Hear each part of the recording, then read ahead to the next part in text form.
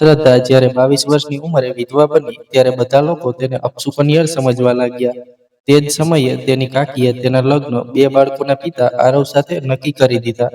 લગ્નના દિવસે સ્ટેજ પર બધા લોકો શ્રદ્ધાની મજાક ઉડાવી રહ્યા હતા.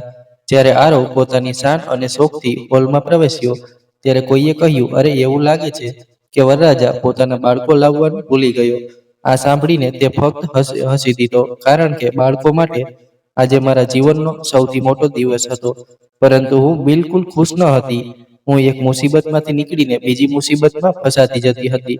મને ખૂબ ડર લાગી રહ્યો હતો, કારણ કે મારી પરેશાનીનો તમાશો જોવા માટે 600થી વધુ લોકો એકઠા થયા હતા.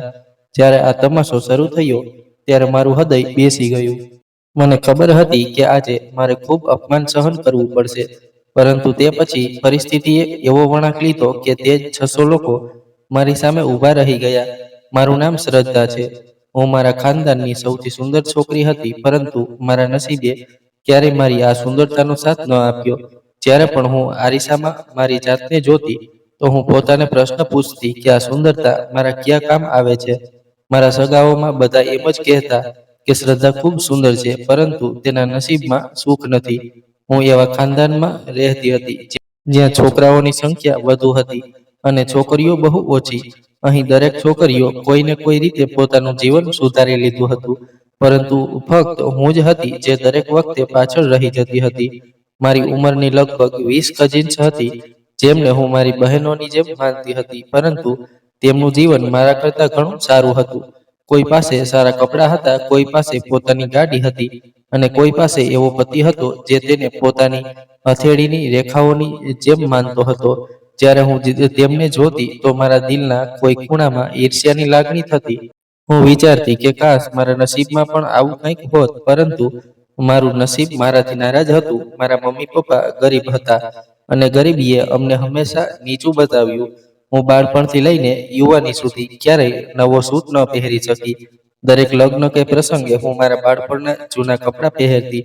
જ્યારે તે જૂના થઈ જતા તો કોઈ કઝિનના દિલમાં દયા આવી જતી અને તે કહેતી, આ કપડાં શ્રદ્ધાને આપી દો, કદાચ તેના કામ આવે. હું ચૂપચાપ એ કપડાં લઈ લેતી અને દિલમાં આભારી રહેતી કે કંઈક તો નવું મળ્યું.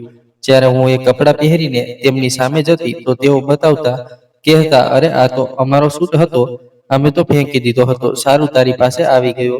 આવામાં હું હસી દેતી, પરંતુ અંદરથી મારું દિલ તૂટી જતું. મારો ચહેરો સૌથી સુંદર હતો, પરંતુ મારી સ્થિતિ ચહેરા કરતાં પણ ખરાબ હતી. આ જ વાત મને અંદરથી ખાઈ જતી. હું પોતાને તેમનાથી ઓછી સમજવા લાગી અને હંમેશા અપમાનનો અનુભવ કરતી. મારી પાસે સુંદરતા સિવાય કંઈ ન હતું. સુંદરતા ન તો કંઈ કરે છે, ન તો નસીબ બદલે છે. મારી મમ્મી ઘણા વર્ષો પહેલા આ દુનિયા છોડી ગઈ હતી અને પપ્પાએ આખી જિંદગી ગરીબીમાં ગુજારી. તેઓ ખૂબ બીમાર રહેતા, પરંતુ મારા માટે ચિંતિત હતા. જ્યારે તેઓ જીવતા હતા ત્યારે ઘરમાં એક સહારો હતો, પરંતુ તેમના જતા હું બિલકુલ એકલી રહી ગઈ. દુનિયામાં માણસો તો છે, પરંતુ ગરીબીના બોજ નીચે બધા દબાયેલા છે. હવે મારું જીવન પહેલા કરતાં પણ વધુ મુશ્કેલ બની ગયું હતું, કારણ કે હવે મારે મારી કાકીના ઘરે રહેવું હતું. મારી કાકીને મારાથી ક્યારેય કોઈ ખાસ લગાવ ન હતો, પરંતુ પપ્પાએ તેમની પાસે વચન લીધું હતું કે મારા મર્યા પછી શ્રદ્ધાને પોતાની પાસે રાખજો. તે મજબૂરીમાં માની ગઈ અને કહ્યું કે શ્રદ્ધા ફક્ત થોડા મહિના જ અમારા ઘરે રહેશે, કારણ કે પપ્પાએ તેમની જિંદગીમાં જ મારા લગ્ન નક્કી કરી દીધા હતા અને લગ્ન પણ થઈ ગયા હતા. બસ થોડા મહિના પછી મારી વિદાય હતી. કાકાએ આનાથી કોઈ ફરક નહોતો પડતો. તેઓ રોજ પોતાની દુનિયામાં વ્યસ્ત રહેતા. તેમને ખબર હતી કે હું થોડા દિવસની મહેમાન છું.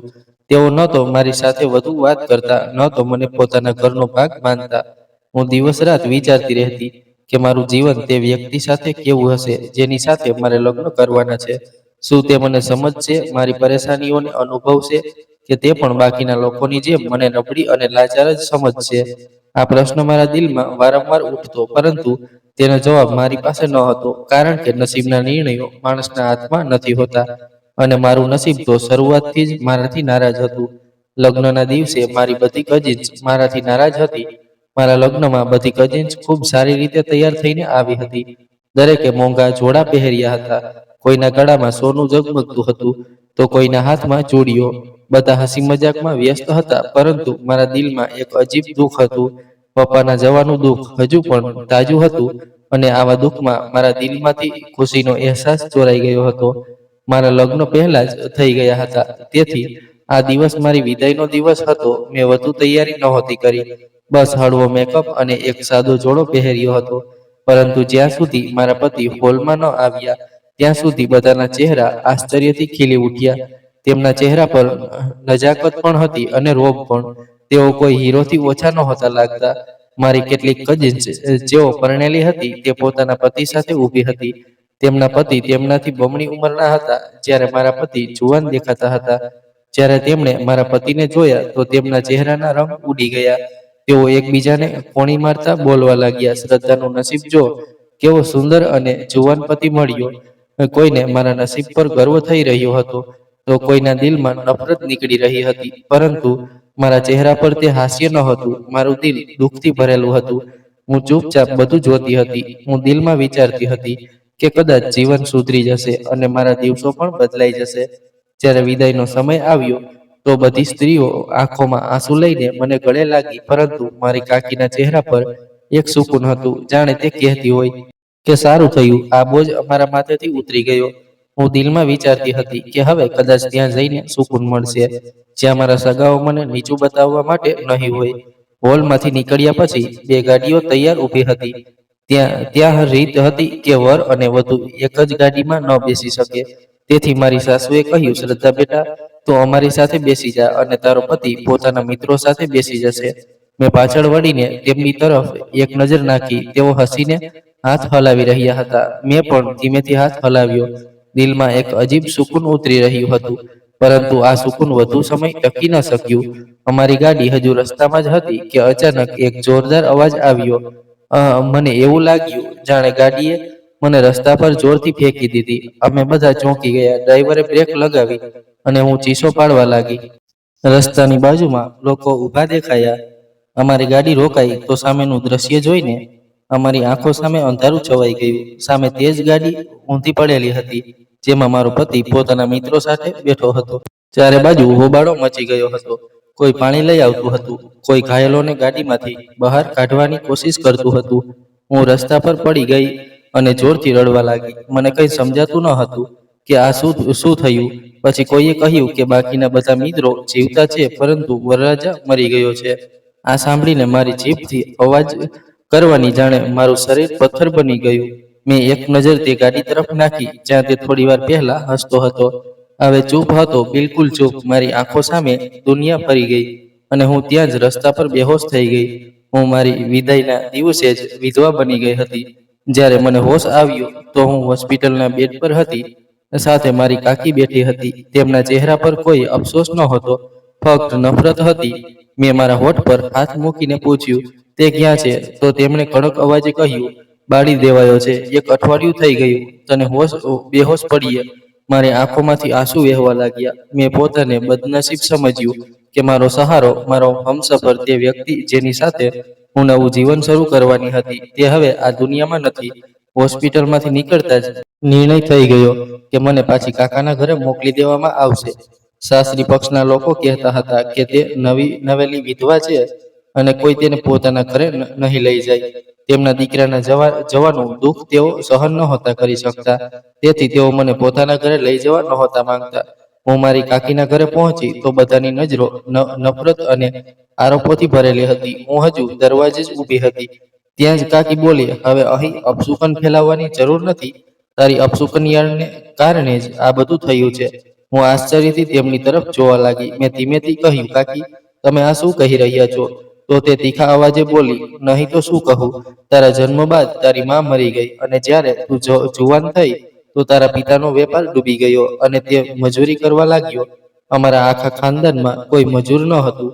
ફક્ત તારા પિતાને આ દિવસ જોવો પડ્યો. હવે તારા પતિ સાથે જે થયું તે પણ તારી અપશુકનિયાળના પણ કારણે થયું. આ સાંભળીને મારું દિલ ફાટી ગયું. પરંતુ તે ન અટકી. બાકીની સ્ત્રીઓ પણ તેની વાત સાથે સહમત થઈ ગઈ.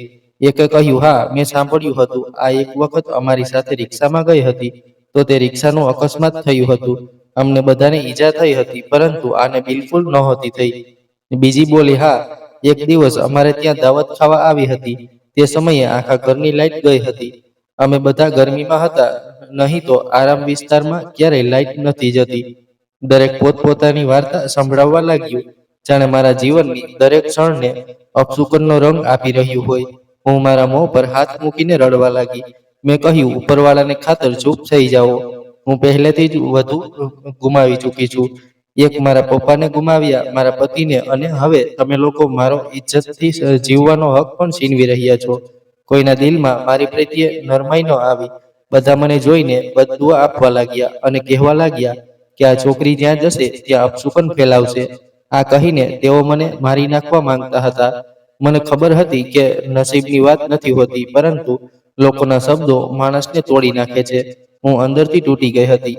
મારી આખરી આશા મારા પતિના રૂપમાં હતી, તે પણ મારાથી છીનવાઈ ગઈ હતી. હવે હું બધા માટે એક તમાશો બની ગઈ હતી, જેને અપશુકનનું નામ આપવામાં આવ્યું હતું.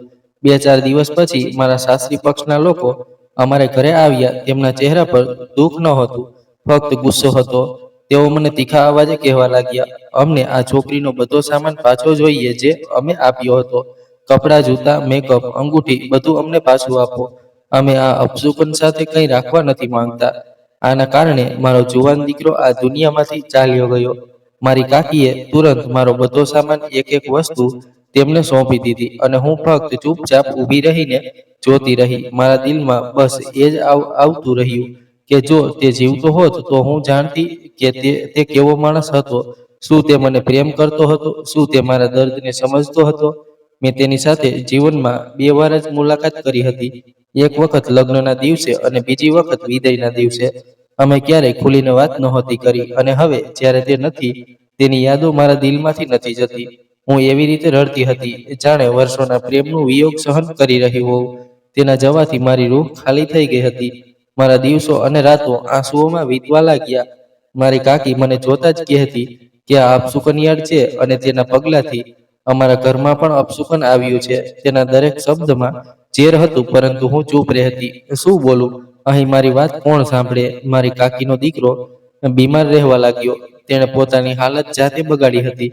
તેને ઠંડી આઈસ્ક્રીમથી શરદી થઈ ગઈ હતી, પરંતુ કાકા કહેતા કે આવું અપશુકન છે જે મારા દીકરાને લાગી ગયું. હું કાકા પાસે દિલાસો મેળવતી. તેઓ મારી હાલત જોઈને કાકીને રોકવાની કોશિશ કરતા કે તમે આવી વાતો ન કરો. આ બિચારી પહેલેથી જ ઉદાસ છે, પરંતુ મારી કાકી તેમનું ન સાંભળે. તે કહેતી કે હવે આનું શું કરવું, જેની ન તો મમ્મી પપ્પા છે, ન તો સાસરું.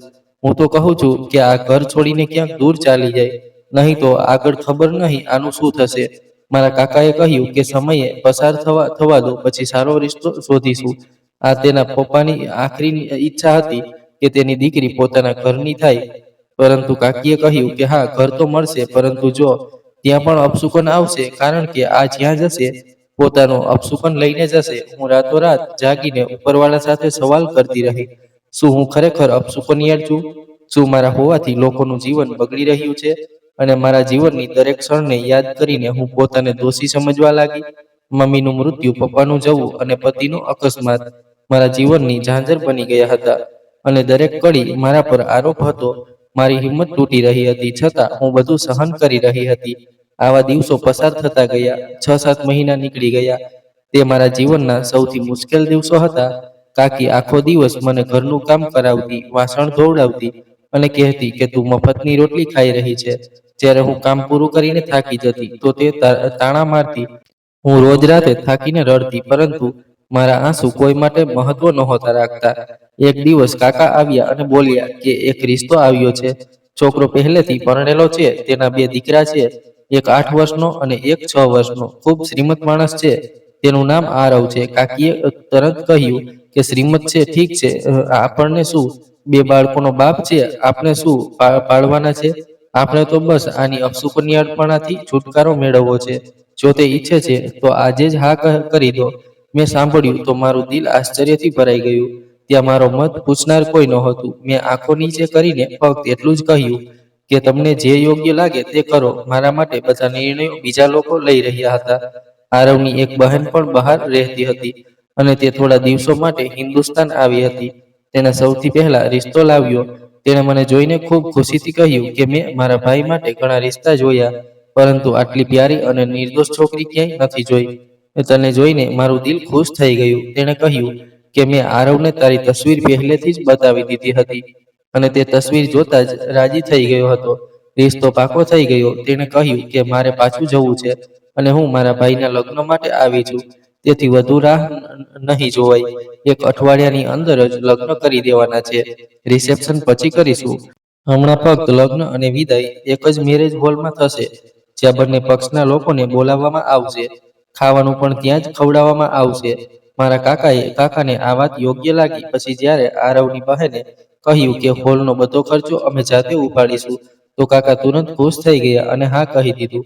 તેમણે કહ્યું કે અમે પહેલા લગ્નમાં ઘણો ખર્ચો કર્યો હતો, હવે ફરીથી કેમ, જ્યારે સામેવાળો બધું જ જાતે કરી રહ્યો છે તો આપણે શું વાંધો હોવો જોઈએ. પછી મારા બીજા લગ્નની તારીખ પણ નક્કી થઈ ગઈ. બધું ખૂબ ઝડપથી થઈ રહ્યું હતું, જાણે કોઈને ઉતાવળ હતી. મારી કહાણીનો આગલો વળાંક તરત જ આવી ગયો. મારું નસીબ ફરીથી કોઈ પરીક્ષાના મોડ પર ઊભું હતું અને હું વિચારતી હતી કે કદાચ આ વખતે તકદીર મારા પર થોડી દયા કરે. મારા કાકા છોકરાના ઘરે ગયા હતા અને કેટલીક વાતો નક્કી કરવાની હતી. પાછા આવીને કહેવા લાગ્યા કે ઘર તો ખૂબ સારું છે, છોકરાની શકલ અને સુરત પણ સારી છે, બાળકો પણ મોટા છે અને બાળકો તેને પપ્પા પપ્પા કહે છે. જો આપણી કોઈ દીકરી હોત તો શું આપણે તેના લગ્ન આવા માણસ સાથે કરત? આના પર કાકી અલગથી કાકા સાથે વાત કરવા લાગી. કાકી કહેવા લાગી કે આપણને શું ફરક પડે, આપણે તો બસ આ મુસીબતથી છુટકારો મેળવવો છે. કાકાએ કહ્યું કે ઉપરવાળો બધું ઠીક કરે અને આ માણસ સારો હોય, પોતાના બાળકો અને પત્નીના વર્તન વિશે વિચારતો હોય. કાકીએ બેપરવાહીથી કહ્યું કે કોઈ પણ માતા પિતા નસીબ ખરીદી શકતા નથી. મારી પાસે એક છોકરી આવી જે મારી નણંદના ઘરેથી મહેંદી લઈને આવી હતી. તેણે કહ્યું કે લગ્ન માટે હુકમ મળ્યો છે, ખૂબ સારી રીતે તૈયાર થવું છે, લગ્ન ખૂબ મોટું નહીં થાય પરંતુ વધુ ખૂબ સુંદર દેખાવી જોઈએ. આ સાંભળીને મારા દિલમાં ખુશીની લહેર દોડી અને હું વિચારવા લાગી કે કોઈએ મને સારું ઈચ્છ્યું પરંતુ ખુશી પૂરી ન થઈ. ત્યાં કાકી મારી પાસે આવી અને કડક અવાજે બોલી, મહેંદી લગાવ્યા પછી પૂજાપાઠ કરી લેજે અને કોઈ મન્નત માંગી લેજે. એવું ન થાય કે પાછલી વખતની જેમ તારો વર રસ્તેથી જ આ દુનિયામાંથી ન ચાલ્યો જાય. મારી આંખોમાં આંસુ આવી ગયા. મને આ વાત ખૂબ ખરાબ લાગી પરંતુ હું ચૂપ રહી, કારણ કે હું જાણતી હતી કે જો બોલીશ તો બધા મારી મજાક ઉડાવશે. મારા દિલમાં એક અજીબ ડર થયું. દિલ વારંવાર કહેતું હતું કે ખરેખર કંઈક ખરાબ ન થઈ જાય. શું આ લગ્ન પણ મારા જીવનની બરબાદી ન બને?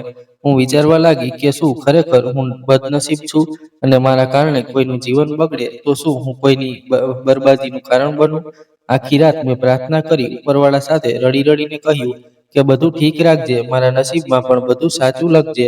હું વચન આપું છું, જો બધું ઠીક રહ્યું તો હું બધાની મુશ્કેલીઓ સમજીશ અને તેમની મદદ કરીશ, ભૂખ્યાઓને ખાવાનું ખવડાવીશ અને કોઈને દુઃખ નહીં આપીશ.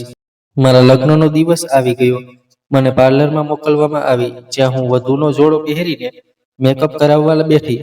અરીસામાં મારી જાતને જોઈને ખુશી થઈ કે ખરેખર હું સુંદર દેખાઈ રહી છું, પરંતુ તરત જ ખ્યાલ આવ્યો કે સુંદરતાથી નસીબ નથી બદલાતું. પછી મને હોલમાં લઈ જવામાં આવી, જ્યાં બધા સગાઓ આવી ગયા હતા. મારી બધી કઝિન્સ પણ હતી, જે હંમેશા મને નીચું બતાવતી હતી. આજે પણ તેમના ચહેરા પર તેજ નફરત હતી, જાણે તેઓ મને નહીં પણ મારા લગ્નમાં નહીં કોઈ તમાશામાં આવ્યા હોય. હું સ્ટેજ પર બેઠી, મારા મેકઅપ અને સુંદરતા છતાં મારું દિલ ડરી રહ્યું હતું. થોડી વાર પછી હોલનો દરવાજો ખુલ્યો અને મારો વર અંદર આવ્યો. બધાની નજરો તેના પર ટકી હતી.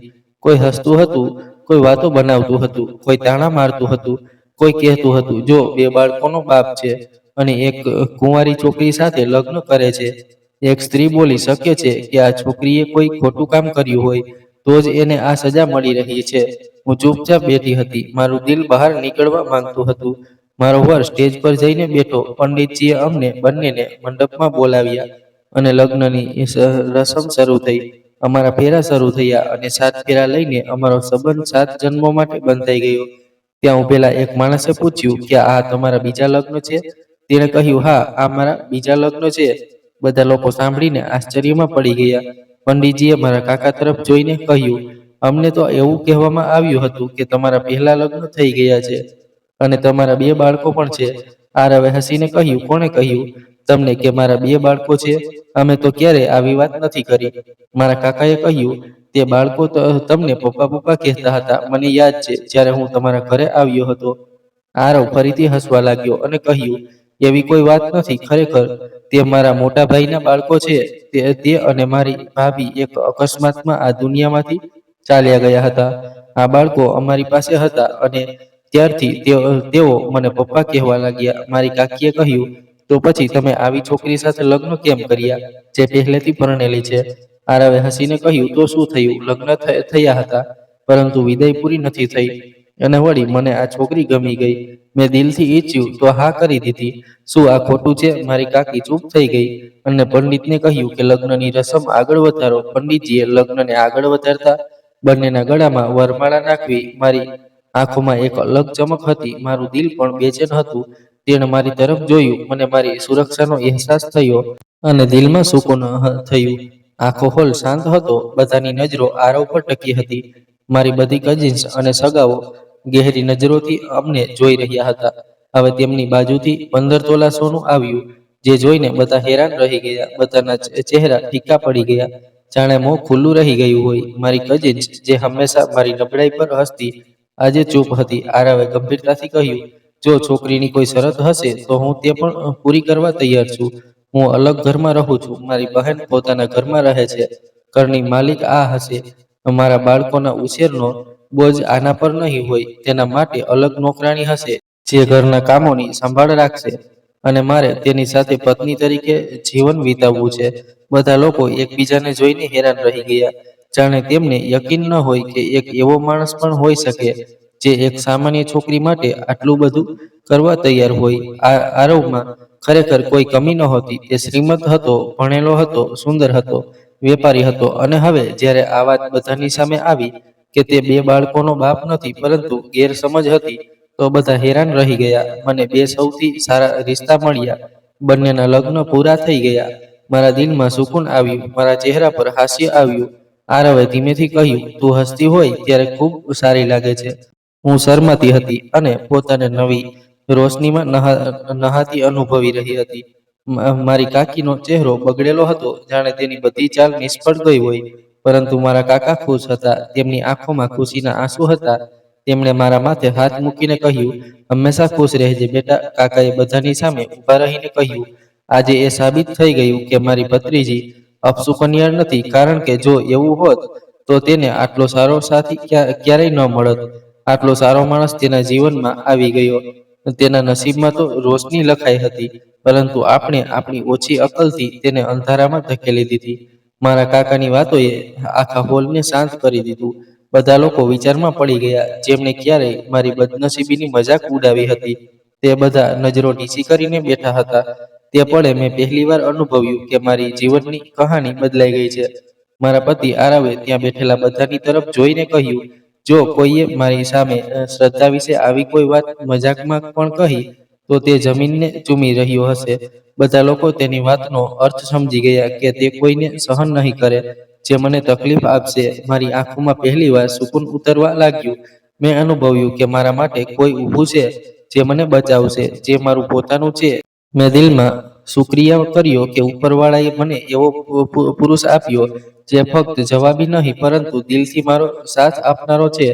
તે પછી મારી વિદાય થઈ. જ્યારે હું મારા ઘરેથી નીકળી તો ચારે બાજુ રેશમી દુપટ્ટા લહેરાઈ રહ્યા હતા. લોકો ફૂલો વરસાવી રહ્યા હતા. આંખોમાં ખુશીની સાથે થોડી ઉદાસી પણ હતી, પરંતુ મારા દિલમાં ફક્ત આભાર હતો. જે ગાડીમાં હું વિદાય થઈ તે એટલી કિંમતી હતી કે લોકો જોઈને હેરાન રહી ગયા. ફક્ત આ ગાડીની કિંમત 70 લાખ હતી. આખો મહોલ્લો દરવાજાની બહાર એકઠો થઈ ગયો હતો. જ્યારે હું ગાડીમાં બેઠી તો કાકાના ચહેરા પર ગર્વ હતો અને કાકીના ચહેરા પર એક ગહેરી ખામોશી હતી. જ્યારે હું તેના ઘરે પહોંચી તો મારું દિલ ખૂબ ઝડપથી ધડકી રહ્યું હતું. દરવાજો ખુલતા જ રોશનીઓએ મને ઘેરી લીધી. ચારે બાજુ સુગંધ હતી. ફૂલોની મહેકથી આખું ઘર ભરેલું હતું અને મારા માટે એક મોટું વેલકમ બોર્ડ લગાવેલું હતું, જેના પર લખ્યું હતું, વેલકમ હોમ મમ્મી.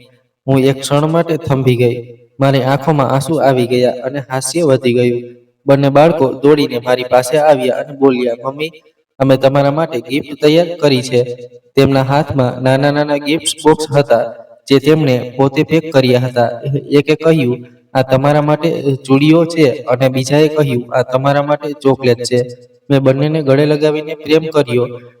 આરવની બહેન, જે મારી નણંદ હતી, તે હસીને મારી પાસે આવી અને બોલી, શ્રદ્ધા, તું ખૂબ નસીબવાળી છે.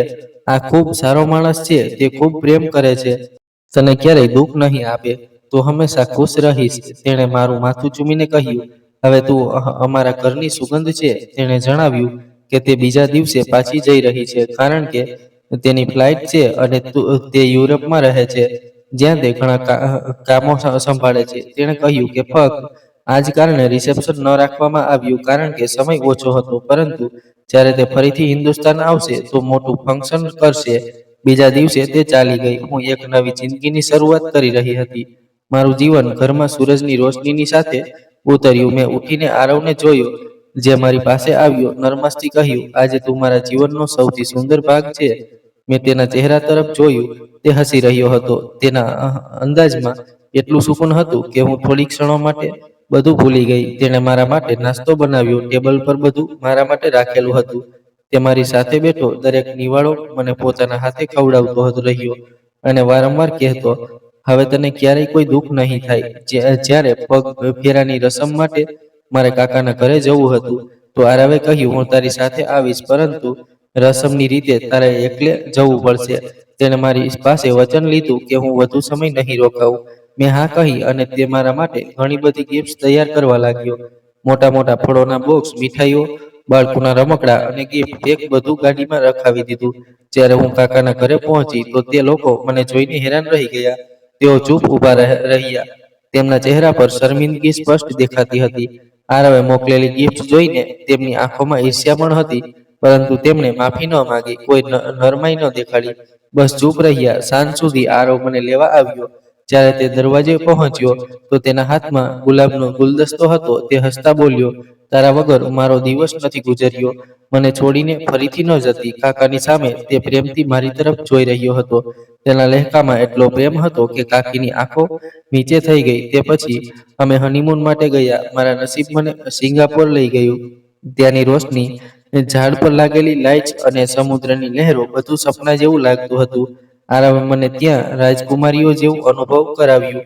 બિલકુલ પ્રિન્સેસ ટ્રીટમેન્ટ આપી. અમે નાવમાં બેસીને સમુદ્રના કિનારે ખાવાનું ખાધું. રાત્રે હોટલની બાલ્કનીમાંથી આખા શહેરની રોશની જોતા અને વાતો કરતા તે વારંવાર કહેતો, શ્રદ્ધા, તું મારા માટે ઉપરવાળાની સૌથી મોટી બરકત છે. મેં તેનો હાથ પકડીને કહ્યું, કદાચ હું જીવનમાં પહેલીવાર આટલું સુખ અનુભવી રહી છું. હું ઈચ્છતી હતી કે સમય થંભી જાય અને આ ક્ષણ ક્યારેય ખતમ ન થાય. મેં આરવને જણાવ્યું હતું કે મારી કઝિન્સ મારી સાથે કેવું વર્તન કર્યું અને ખાનદાનના લોકોએ પણ મને કેવી રીતે નીચું બતાવ્યું. પરંતુ હવે સમય બદલાઈ ગયો હતો. હું એક શ્રીમંત અને ઇજ્જતદાર માણસની પત્ની બની ગઈ હતી. અને આ સાચું છે કે સ્ત્રીને સમાજમાં ઇજ્જત ત્યારે જ મળે છે જ્યારે તેનો પતિ ખુશ હોય. આરવની સાથે મારી દરેક ક્ષણ સુકૂન અને ખુશીથી ભરેલી હતી. હવે તે કઝિન્સ, જે મને પહેલા તાણા મારતી હતી અને જેમનો લહેકો નફરતથી ભરેલો હતો, તે હવે રોજ ફોન કરીને મીઠી વાતો કરતી. ક્યારેક કહેતી, શ્રદ્ધા, તું સિંગાપોરથી અમારા માટે શું લાવીશ? ક્યારેક કહેતી, જ્યારે પાછી આવે તો અમે લગ્નની દાવત રાખવા માંગીએ છીએ. જીજુને પણ લાવજે. જ્યારે મેં આરવને આ બધું જણાવ્યું તો તે હસ્યો અને કહ્યું, શ્રદ્ધા, હું તને ક્યારેય ક્યાંય જવાથી રોકીશ નહીં. તું મારી પત્ની છે, મારી ઇજ્જત છે, અને હું તે પુરુષોમાંથી નથી જે પોતાની પત્ની પર પાબંદી લગાવે. પરંતુ તે જણાવ્યું કે તને કેટલું દુઃખ મળ્યું છે, તો હવે તેમના ઘરે જવાની જરૂર નથી, કારણ કે તેઓ ફરીથી તારા માટે કંઈક કહેશે જેનાથી તારું દિલ દુખી થશે. અને હું નથી ઈચ્છતો કે તારી આંખોમાંથી ખુશીની ચમક જતી રહે અને આંસુ આવે. પછી તેણે કહ્યું, મને તેમનાથી ડર નથી. હું નથી ઈચ્છતો કે તેમની કોઈ ખરાબ નજરથી તને કોઈ નુકસાન થાય, કારણ કે મારી ખુશી તારા ચહેરાની હાસ્યમાં છે. જ્યારે મેં આરવની વાતો સાંભળી તો મારા દિલમાં તેના માટે વધુ ઇજ્જત વધી. મેં બધી કઝિન્સને સ્પષ્ટ કહી દીધું કે મારી પાસે સમય નથી. તેઓ સમજી ગઈ અને કદાચ હવે તેમને અહેસાસ થયો કે તેમણે મારી સાથે ખોટું વર્તન કર્યું હતું, પરંતુ હું હવે તેમના કોઈ લાલચ કે ફાયદા માટે તૈયાર નહોતી. આરવના ઘરે મને કોઈ વસ્તુની કમી નહોતી. તેના પહેલાના 2 બાળકો હતા, જેમને મેં દિલથી મારી સંતાન માની લીધી હતી. તેઓ ખૂબ સંસ્કારી અને પ્યારા હતા. સવારે સ્કૂલ જતા, સાંજે ટ્યુશન વાંચતા અને પછી પોતાનું હોમવર્ક કરતા. પછી થોડીવાર ટીવી જોઈને સૂઈ જતા. તેમની સંભાળ માટે કેરટેકર પણ રાખવામાં આવી હતી. તેથી મારી પાસે સમય હતો, પરંતુ જેટલો સમય હું તેમની સાથે વિતાવતી તે હંમેશા સારો પસાર થતો. અમે રવિવારે ફેમિલી ડે મનાવવા લાગ્યા. સવારે સવારે હું અને આરવ બાળકોને લઈને પાર્ક જતા, ક્યારેક કોઈ મજાની જગ્યાએ કે રેસ્ટોરન્ટમાં લંચ કરતા. સાંજે હું અને આરવ એકલા કોઈ હોટેલમાં જઈને ખાવાનું ખાતા, વાતચીત કરતા, હાથમાં હાથ રાખીને પ્રેમ વ્યક્ત કરતા. હું વિચારતી કે આ બધું સપનું છે કે હકીકત, કારણ કે મેં ક્યારેય આવા જીવન વિશે વિચાર્યું પણ નહોતું. આરવે મને ફક્ત સુખ સુવિધા નહોતી આપી, પરંતુ મારા દિલના દુઃખ પણ સમજ્યા અને મારા મમ્મી પપ્પાની આત્માની શાંતિ માટે પૂજા પણ રખાવડાવી. જ્યારથી તેઓ આ દુનિયામાં નહોતા, કોઈએ આની ચિંતા નહોતી કરી. મેં આરવને પૂછ્યું, તું આ બધું કેમ કરે છે? તો તેણે કહ્યું, શ્રદ્ધા, જે લોકોએ તને આ દુનિયામાં મોકલી તે મને પણ પ્રિય છે. આ વાત સાંભળીને મેં આંખો બંધ કરી દિલથી પ્રાર્થના કરી કે ઉપરવાળો મારા પતિને હંમેશા સલામત રાખે. એક દિવસ મારી કજીન ફરી બોલી, શરૂઆતમાં તો બધા પતિ ધ્યાન રાખે છે, પછી બદલાઈ જાય છે. હું વિચારતી કે તમે જેટલી ઝેરી વાતો કરો, આરવ એવો નથી. સમય પસાર થયા પછી પણ તેનો પ્રેમ મારા પર વધતો જ ગયો. તે દરરોજ મારી ખુશી માટે કંઈક નવું કરતો, ક્યારેક ગિફ્ટ આપતો, ક્યારેક ફક્ત હસીને કહેતો, શ્રદ્ધા, તું મારા જીવનનો સૌથી સુંદર નિર્ણય છે.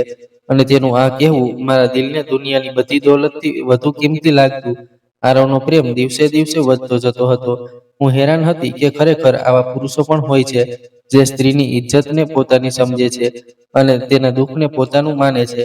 તે હંમેશા મારા માટે ફિકર કરતો, મારી પસંદનું ખાવાનું બનાવતો, અને જો હું થોડી પણ ઉદાસ થતી તો તે ઓળખી જતો. એક દિવસ હું ચૂપચાપ બેઠી હતી તો તેણે કહ્યું, શ્રદ્ધા, તું કંઈક પરેશાન લાગે છે, શું વાત છે? મેં કહ્યું, ના, બસ દિલ થોડું ભારે છે. તો તે બોલ્યો, જ્યારે તારું દિલ ભારે હોય તો મને જણાવી દેજે, હું તારી વાત સાંભળવા માટે હંમેશા હાજર છું. હું વિચારતી કે ખરેખર આરવ જેવો પતિ નસીબવાળાઓને જ મળે છે. આરવની સાથે મારા જીવનમાં સુકૂન આવી ગયું હતું. મેં પહેલીવાર અનુભવ્યું કે જો સ્ત્રી સાથે સારો વ્યવહાર કરવામાં આવે તો તે પોતે ફૂલ બની જાય છે. હું ઘરના કામોમાં રસ લેવા લાગી, બાળકો સાથે રમતી, તેમના માટે નવા કપડાં અને રમકડાં લાવતી, અને તેઓ મારી સાથે એવો પ્રેમ કરતા જેવો પોતાની મા સાથે કરે છે.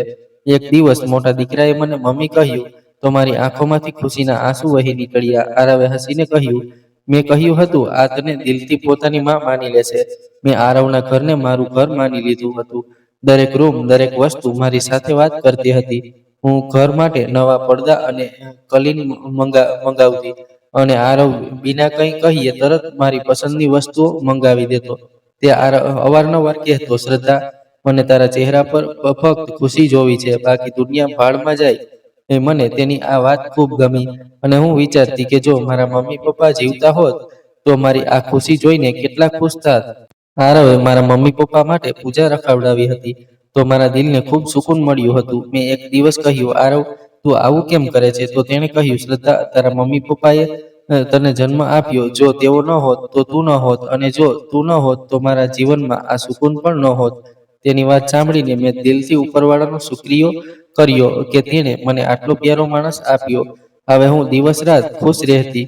ક્યારેક ગુજરેલા ગઈકાલને યાદ કરતી તો દિલ ભરાઈ આવતું, પરંતુ પછી આરવની હાસ્ય જોઈને બધું ભૂલી જતી. મારી તે કઝિન્સ જે મને તાણા મારતી હતી, તે હવે મારી સાથે દોસ્તી કરવા આતુર રહેતી. એક દિવસ તેમાંથી એકે કહ્યું, શ્રદ્ધા, તારું નસીબ તો બદલાઈ ગયું. મેં કહ્યું, આ નસીબ નથી, ઉપરવાળાની આપેલી નેમત છે, જેણે મને ઇજ્જત આપી અને આરવ જેવો પતિ આપ્યો. તેની વાત સાંભળીને તે ચૂપ થઈ ગઈ. કદાચ તેને અહેસાસ થયો કે દુનિયાની દોલતથી વધુ કિંમતી વસ્તુ સ્ત્રીની ઇજ્જત અને સુકૂન છે. ઉપરવાળાએ મારા પર કૃપા કરી અને હું માં બનવાની હતી. જ્યારે મને આ વાતની ખબર પડી તો મારી ખુશીનો કોઈ ઠેકાણો ન રહ્યો. મેં ઉપરવાળાનો શુક્રિયા કર્યો, જેણે મારા નસીબને બદલી નાખ્યું અને મને સૌથી મોટી ખુશખબર આપી. જ્યારે આરવને આ વાત ખબર પડી તો તે ખુશીથી રડવા લાગ્યો અને મારો હાથ પકડીને પોતાના દિલ પર મૂકીને કહ્યું, શ્રદ્ધા, જો ઉપરવાળાએ ઈચ્છ્યું તો આપણી દીકરી આવશે. હું દીકરી ઈચ્છું છું કારણ કે મારા બે દીકરા છે, પરંતુ દીકરીની કમી હંમેશા અનુભવાતી રહી. મેં તેના ચહેરા પર તે ખુશી જોઈ જે શબ્દોમાં બયાન ન થઈ શકે. તે પછી આરવે મારું એટલું ધ્યાન રાખવાનું શરૂ કર્યું, જાણે હું કોઈ કાચના મહેલમાં છું. તે દરેક સમયે મારી તબિયત પૂછતો, મને આરામ કરવા રૂમમાં મોકલતો, મારું પસંદનું ખાવાનું મારી સામે હોતું. જો હું ચૂપ રહેતી તો તે તરત કહેતો, શ્રદ્ધા, તને કંઈક જોઈએ, તારું દિલ કંઈ ખાવા માંગે છે તો બસ બોલ, તે જાતે જ જઈને લઈ આવતો. અહીં સુધી કે મારા સાસુ સસરાએ પણ મારા માટે પ્રાર્થના કરી અને આશીર્વાદ આપ્યા. ઉપરવાળો તને ખુશ રાખે અને જીવતી રહે. આરવ તો દરરોજ રાતે ઉપરવાળા પાસે એ જ પ્રાર્થના કરતો કે મારી પત્ની સલામત રહે અને મારી ગોદ લીલી થઈ જાય. મારા દરેક ચેકઅપ પર આરવ જાતે મારી સાથે રહેતો. એક દિવસ મેં કહ્યું, તું આટલો વ્યસ્ત રહે છે છતાં મારી સાથે આવે છે. તો તેણે હસીને કહ્યું, દુનિયાની કોઈ પણ વસ્તુ મારી પત્ની અને મારી આવનારી સંતાનથી મોટી નથી. હું હજુ પણ તેને જોતી તો દિલથી વિચારતી કે ખરેખર ઉપરવાળાએ મને એક સાચો હમસફર આપ્યો છે, જેના દિલમાં મારા માટે ઇજ્જત અને પ્રેમ બંને છે. મહિનાઓ પસાર થતા ગયા. આખરે તે દિવસ આવ્યો જ્યારે ઉપરવાળાએ અમને અપાર ખુશી આપી. એક સુંદર દીકરીએ પોતાની આંખો ખોલી. આરવની આંખોમાંથી આંસુ વહેવા લાગ્યા. મેં પહેલીવાર તેને આવું રડતો જોયો. તેણે બાળકને પોતાના હાથમાં લીધું, માથે પ્રેમ કર્યો અને કહ્યું, મારી શ્વેતા, તું મારી ધડકન છે, મારા જીવનનું સૌથી કિંમતી તોહફો છે. તેના લહેકામાં એટલો પ્રેમ હતો કે આખો રૂમ સુકૂનથી ભરાઈ ગયો. મેં દિલમાં ઉપરવાળાને શુક્રિયા કર્યો કે તેણે મને આટલો પ્યારો સંબંધ આપ્યો. જ્યારે અમે ઘરે પાછા આવ્યા તો આખું ઘર ખુશીઓથી ગુંજી ઉઠ્યું. આરવે આખા મહોલ્લામાં મીઠાઈઓ વહેંચી. તેણે મિત્રોને બોલાવ્યા અને કહ્યું, તમે બધા ખૂબ નસીબવાળા છો. તે હસતા હસતા કહેતો રહ્યો, અસલી ખુશી તો શ્રદ્ધા છે, કારણ કે તેણે અમારું ઘર પૂરું કર્યું. શ્વેતાના બંને ભાઈઓ તેને ખૂબ પ્રેમ કરતા, દરેક સમયે તેની પાસે રહેતા, ક્યારેક તેનો હાથ પકડતા તો ક્યારેક તેના ગાલ પર પ્રેમ ભરી ચુંબન કરતા અને કહેતા, આ અમારી રાજકુમારી છે, અમે તેની દરેક વાત માનીશું. મારી સાસુ પણ શ્વેતાને જોતા ન થાકતી. તે કહેતી, આપણે ઘરને ખુશીથી ભરી દીધું. આખું વાતાવરણ સુકૂનથી ભરાઈ ગયું. શ્રદ્ધા, તું સાચે જ નસીબવાળી છે. ઉપરવાળાએ તને તે ખુશીઓ આપી છે જેના માટે લોકો આખી જિંદગી તરસે છે. આરવે બાળકો માટે અલગ રૂમ તૈયાર કરાવ્યો, જેમાં ગુલાબી પડદા, સફેદ બિછાનું અને એક નાનું ઝૂલું રાખવામાં આવ્યું હતું. દરેક વસ્તુ એવી હતી જાણે સપનાઓનો સંચાર હોય. જ્યારે પણ હું શ્વેતાને ગોદમાં લેતી તો મને લાગતું કે ઉપરવાળાએ મારા બધા દુઃખો ખતમ કરી દીધા અને આ નાની હાસ્યમાં બદલી દીધા. આરવ શ્વેતાને એટલો પ્રેમ કરતો કે ઓફિસથી પાછો આવીને સીધો તેના રૂમમાં જતો. ક્યારેક તેના નાનકડા હાથને ચૂમતો તો ક્યારેક તેની આંખોમાં જોઈને કહેતો, મારી દીકરી, તું મારા માટે રોશની છે.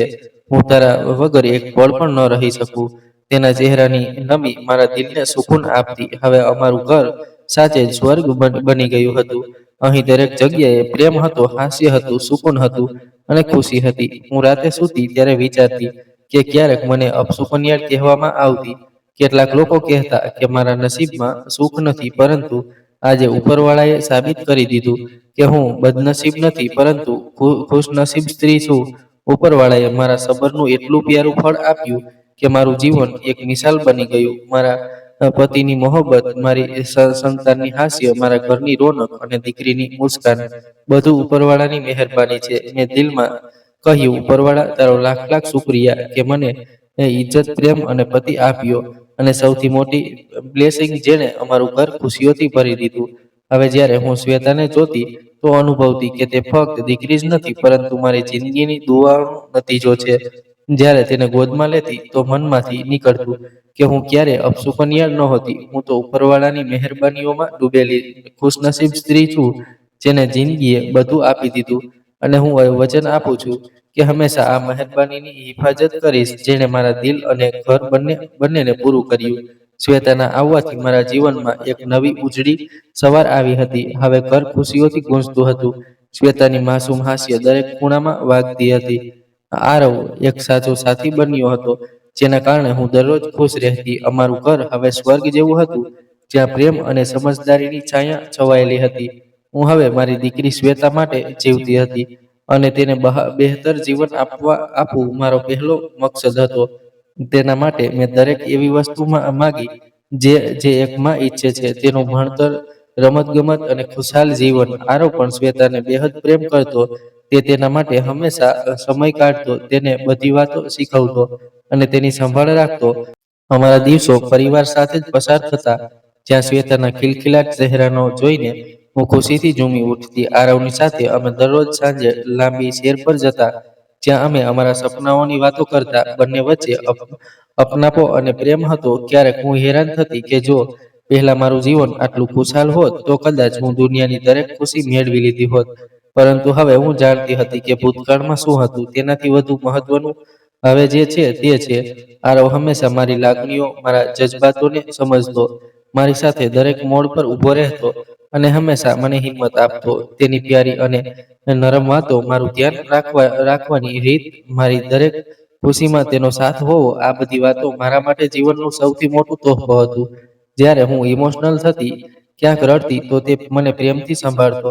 તે મને અનુભવ કરાવતો કે હું એકલી નથી. મારું દિલ હવે દબાણમાં નહોતું, પરંતુ સુકૂનથી ભરેલું હતું. અમારી શ્વેતા મોટી થતી જતી હતી અને પોતાની ખુશમિજાજ, સમજદાર અને પ્રેમથી દરેકનું દિલ જીતી લેતી. હું જાણતી હતી કે મારો પરિવાર હવે પૂરી રીતે ખુશહાલ છે. જ્યારે પણ કોઈ મુશ્કેલીઓ આવતી, અમે સાથે મળીને તેનો સામનો કરતા, એકબીજામાં તાકાત મેળવતા. અમે નક્કી કર્યું હતું કે નાની નાની વાતો પર ઝઘડો નહીં કરીએ, પરંતુ દરેક મુદ્દાને શાંતિ અને સમજણથી ઉકેલીશું. અમારા જીવનમાં હવે એકબીજાની કદર અને વાતચીતનું મહત્વ હતું. આરો મારા માટે ફક્ત પતિ નહોતો, તે મારો સૌથી સારો મિત્ર અને હમસફર હતો. અમારા સંબંધોમાં વિશ્વાસ, પ્રેમ અને સહારાનો ઊંડો પાયો હતો. મેં જીવનની દરેક પળ, દરેક અનુભવને તેની હાજરીમાં જીવવાનું શીખ્યું. આ જીવનના સફરમાં અમે બંનેએ અમારા અપમાનને સાથે લઈને ચાલવાનું શીખ્યું. શ્વેતાના ભણતર અને ભવિષ્ય માટે અમે બંનેએ પૂરી મહેનત કરી. તેની દરેક ખુશીઓમાં અમે બંનેએ અમારી ખુશી શોધી. તેને સંસ્કારી અને પ્યારી દીકરી બનાવવા માટે અમે દિવસ રાત લાગેલા રહેતા. દરેક તહેવાર, દરેક ખાસ પ્રસંગે અમે બધા મળીને ખુશીથી ઉજવણી કરતા. આરવનો પ્રેમ અને મારી મમતાએ શ્વેતાના જીવનને આગળ વધાર્યું. મારું દિલ હવે પૂરી રીતે શાંત હતું, કારણ કે મેં જાણી લીધું હતું કે જીવનના બધા ગમ, બધા દુઃખ, બધી મુશ્કેલીઓ પ્રેમની સામે નરમ પડી જાય છે. શ્વેતાએ અમારા પરિવારને એક નવો વળાંક આપ્યો હતો અને મને આ વાતનો ગર્વ હતો કે હું તેની માં છું અને આરવ તેની હિફાજત કરે છે. અમારી દરેક નાની નાની ખુશીઓ અમને મોટા સપના બતાવતી અને તેને પૂરા કરવાની તાકાત આપતી. હવે હું જાણું છું કે જીવનમાં ભલે ગમે તેટલી મુશ્કેલીઓ આવે, પ્રેમ અને સાથ વગર બધું અધૂરું છે. આરવ, શ્વેતા અને હું એકબીજાનો સહારો બનીને આગળ વધી રહ્યા હતા. તેના બંને ભાઈ બાળપણથી ખૂબ પ્યારા અને ચંચળ હતા. તેઓ મારા માટે ફક્ત ભત્રીજા જ નહોતા, પરંતુ મારા પોતાના બાળકો જેવા હતા. તેઓ મને પોતાની માં જેવું માનતા અને મારું દિલ પણ તેમના માટે બેહદ પ્રેમથી ભરેલું હતું. તેઓ બાળપણથી જ ખૂબ હોશિયાર અને સમજદાર હતા. તેઓ પોતાની આસપાસની વસ્તુઓમાં ખૂબ રસ લેતા. મોટો ભાઈ ખૂબ શાંત અને સમજદાર હતો, જ્યારે નાનો થોડો શરારતી અને મસ્તીખોર હતો. પરંતુ બંને ભાઈ અવારનવાર એકબીજા સાથે રમતા, સાથે ભણતા અને નવી વસ્તુઓ શીખવાની કોશિશ કરતા. મેં હંમેશા તેમના ઉજ્જવળ ભવિષ્ય અને બહેતર જીવન માટે પ્રયાસ કર્યો. આરવે પણ તેમનું ખાસ ધ્યાન રાખ્યું. બંને બાળકો આરવને પપ્પા કહેતા અને આરવે હંમેશા તેમને પ્રેમ અને સાચા રસ્તે ચલાવીને દરેક સારી વાત શીખવી. આરવ એક પિતા તરીકે નહીં, પરંતુ એક મિત્રની જેમ સાથ આપીને તેમને વધુ ખાસ બનાવતો. તેમની બાળપણની ખુશીઓ અને મસ્તી મારા માટે ખૂબ મહત્વની હતી. મેં હંમેશા ધ્યાન રાખ્યું કે તેમને પણ સારું શિક્ષણ મળે અને તેઓ સાચા સંસ્કાર શીખે. આરવની સાથે મળીને અમે તેમની પરવરિશમાં કોઈ કમી ન રહેવા દીધી. બંને બાળકો પોતાના ભણતરમાં ખૂબ સારા હતા. શ્વેતા સાથે તેમનો સંબંધ પણ ખૂબ સારો હતો. તે ત્રણેય બાળકો સાથે મળીને રમતા. બંને ભાઈઓ પોતાની બહેનને પોતે શીખવતા, સાથે વાંચતા અને એકબીજાની મદદ કરતા. તેઓ શ્વેતાને ખૂબ પ્રેમ કરતા અને તેની સંભાળમાં કોઈ કસર ન છોડતા. હું મારા પરિવારની મજબૂતી જોઈને ખુશ રહેતી કે આ બાળકો એકબીજાનો સહારો બન્યા છે અને મળીને અમારા પરિવારને પૂરી રીતે સંભાળે છે. તેમની બાળપણની ખુશીઓ અમારા ઘરને જીવંત કરતી. તેમની માસુમિયત, મસ્તીઓ અને બાળપણની નાદાનીઓ અમારા જીવનમાં ઉજાળો ભરી દેતી. તેમની સાથે વિતાવેલી દરેક પળ મારા માટે અમૂલ્ય હતી. મેં તેમને હંમેશા એકબીજાનો સહારો અને સાચો સંબંધ બનાવવાની સલાહ આપી, જેથી તેઓ આગળ જઈને મહેનત અને ઈમાનદારીથી જે સારું જીવન જીવી શકે. આ રીતે આરવના ભાઈના બે દીકરા અમારા પરિવારમાં ખુશીઓ અને પ્રેમનો પુરાવો હતા. તેઓ ફક્ત આરવના બાળકો નહોતા, પરંતુ મારા પણ નાના દીકરાઓ જેવા હતા. તેમની પરવરિશમાં મારું ખૂબ દિલ લાગતું હતું અને તેમની ખુશીઓ મારા માટે સૌથી મોટી ખુશી હતી. તેઓ બાળપણથી જ ખૂબ માસૂમ, પ્યારા અને હોશિયાર હતા. તેમનો શ્વેતા સાથેનો સંબંધ પણ બેહદ સારો હતો. આ ત્રણેય બાળકો સાથે મળીને રમતા અને એકબીજાની સંભાળ રાખતા. હું હંમેશા તેમને મારી મમતા અને પ્રેમથી સંભાળતી. બંને ભાઈઓ આરવના સાથે રમતા અને કહેતા, મમ્મી, શ્વેતા અમારી નાની સી રાજકુમારી છે. આના આવવાથી ઘરમાં સુકૂન આવી ગયું. અમને તેની સાથે રમવામાં ખૂબ મજા આવે છે. આ રીતે તેઓ નવી નવી વાતો શીખતા. તેઓ પોતાના બાળપણના દિવસોને મસ્તી અને પ્રેમથી જીવતા. હા, આરવ પણ હંમેશા તેમની સંભાળ રાખતો. આરવનો તેમના માટેનો પ્રેમ તેમને ખાસ બનાવતો. શ્વેતા સાથે તેમની દોસ્તી એટલી ગાઢ હતી કે તે ત્રણેય ભાઈ બહેન જેવા હતા. શ્વેતાની દરેક ખુશીમાં તેઓ સામેલ થતા, તેને દરેક ઈજાથી, દરેક મુશ્કેલીથી બચાવતા અને તેની હાસ્યમાં ભાગીદાર થતા. તેમની આ માસુમિયતથી અમારું ઘર વધુ રોનકવાળું થઈ જતું. હું જોતી કે આ બાળકો એકબીજાનો સહારો છે અને સાથે મળીને પરિવારને મજબૂત બનાવે છે. મારા લગ્ન પછીથી જીવનમાં ખુશીઓની બહાર આવી હતી. આરવ સાથે વિતાવેલી દરેક પળ મારા માટે જાણે જીવનનો સૌથી સુંદર ભાગ હતો. શ્વેતા અને બંને ભાઈઓનો સંબંધ અમારા પરિવારનું સૌથી મોટું તોહફો હતું. આવા પરિવારના હોવાથી જ જીવનમાં પ્રેમ, આદર અને ખુશીઓ બંને છે. હું દરેક પગલે ઉપરવાળાની શુક્રગુજાર હતી કે તેણે મને આટલો પ્રેમ અને સાથ આપ્યો. હવે અમારું ઘર સાચે જ ખુશહાલ પરિવાર બની ગયું હતું, જ્યાં દરેકની કદર થતી અને પ્રેમ વહેતો. મારી કાકીના તાણા હવે નહોતા.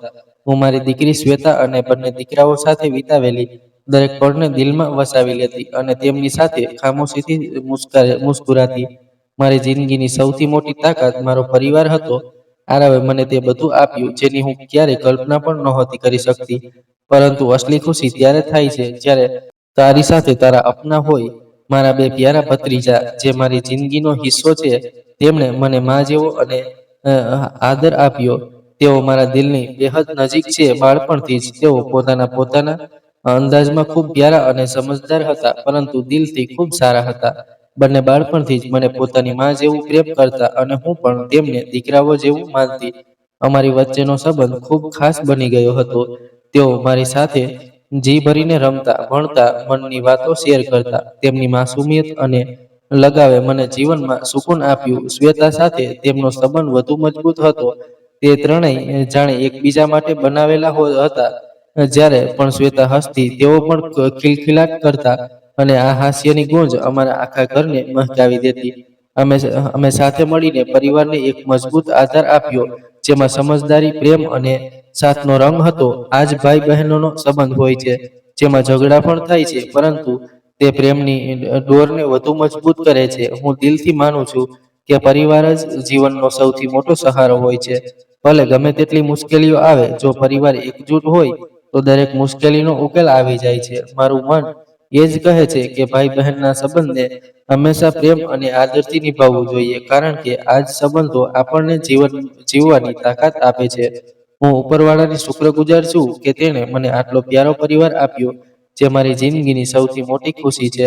તેથી મારી એ જ શીખ છે કે હંમેશા પોતાના પરિવારના લોકોનો આદર કરો અને દરેક પળે તેમની સાથે પ્રેમમાં રહો, કારણ કે સંબંધોમાં મીઠાશ અને સાથ વગર જીવન અધૂરું છે. અને સાચો પ્રેમ એ જ છે જે કોઈ હેતુ વગર, કોઈ શરત વગર નિભાવવામાં આવે. મારી કહાની એ જ બતાવે છે કે ભલે ગમે તેટલી મુશ્કેલીઓ આવે, પરિવારનો પ્રેમ અને સાથ જીવનના સૌથી મોટા સહારા હોય છે. હું આશા રાખું છું કે મારી આ કહાની બીજાને પણ પ્રેરણા આપે કે ક્યારેય હાર ન માનો, કારણ કે ઉપરવાળો દરેક દર્દ પછી ખુશી જરૂર આપે છે. તો મિત્રો, આજની વાર્તા કેવી લાગી તે કોમેન્ટ કરીને જણાવો અને વિડીયોને લાઈક અને ચેનલને સબસ્ક્રાઇબ કરવાનું ભૂલતા નહીં. આભાર.